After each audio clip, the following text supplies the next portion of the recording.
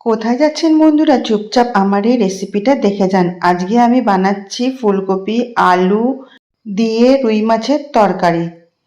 ঝোল করব না, মাখো মাখো করব। তো আমি মাছ আগে ভেজে তুলে নিলাম।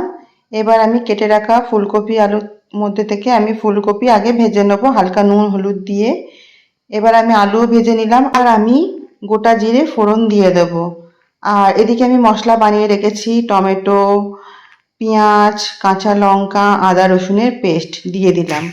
দিয়ে দেবো ধনে গুঁড়ো, জিরে গুঁড়ো, হলুদ, নুন আর লঙ্কার গুঁড়ো।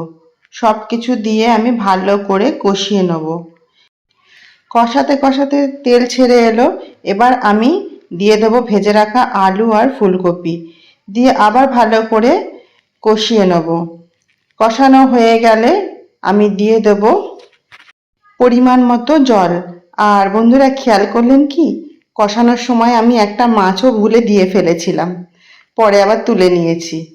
যাই হোক, এবার আমি জল দিয়ে দিলাম।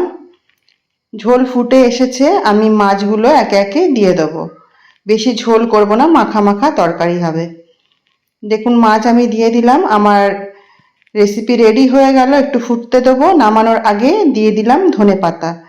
রেডি হয়ে গেল ফুলকপি আলু দিয়ে রুই মাছের কষা কষা তরকারি।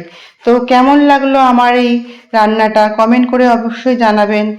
আর যদি ভালো লেগে থাকে আমার চ্যানেলটা লাইক শেয়ার সাবস্ক্রাইব অবশ্যই করে দেবেন। গরম ভাতের সাথে খেতে সেই স্বাদ লাগছিল। দুপুরটা দারুণ জমে গেল। Tata, bye bye, thanks for watching.